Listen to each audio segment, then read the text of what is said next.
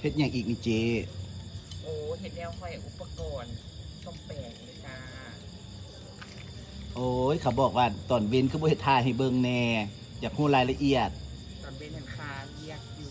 เพราะว่ายังบ่มีคนถ่ายไม่ให้แม่นบ่ยังบ่มีลูกกล้องมีเครือ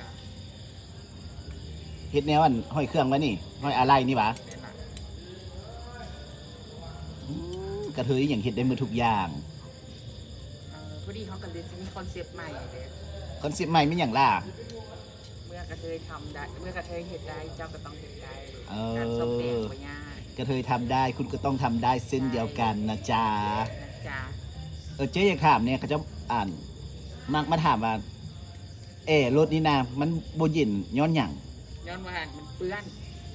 กล่องมันเปื้อนกันทั้งต้องเสร็จเบิ่งว่ากล่องแอร์เปื้อนบ่กล่องอากาศเปื้อนบ่แล้วมีน้ำยาหัวบ่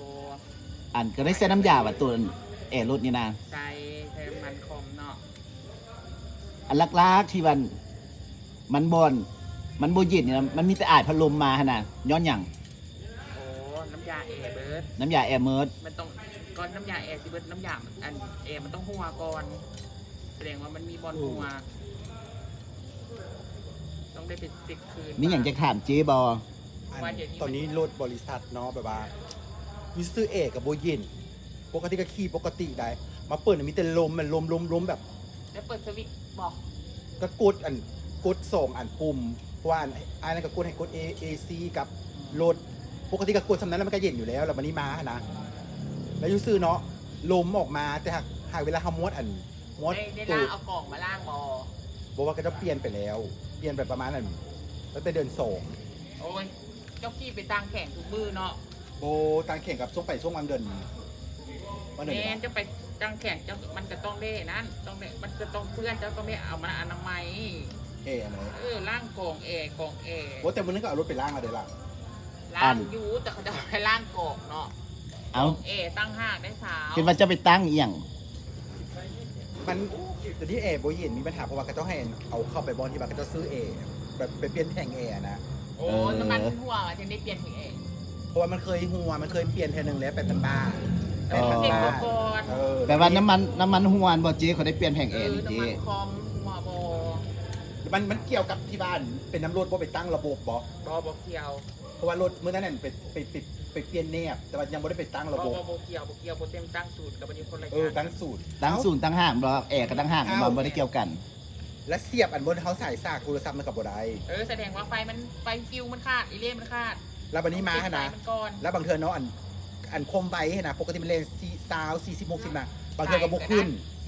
บางเทอก็บุกขึ้นบางเทอก็ได้แล้วที่แบบบัดความร้อนนะได้บางทีก็บ่ได้สินะเพราะฉะนั้นเป็นระบบเป็นเกี่ยวกับเนี่ยมันเป็นเกี่ยวกับอย่างเจไฟบ่พอต้องได้ไปบึงถูกใจซากนะไฟมันอาจจะบ่พอไม่เอาขึ้นเป็ดก็ไม่เห็น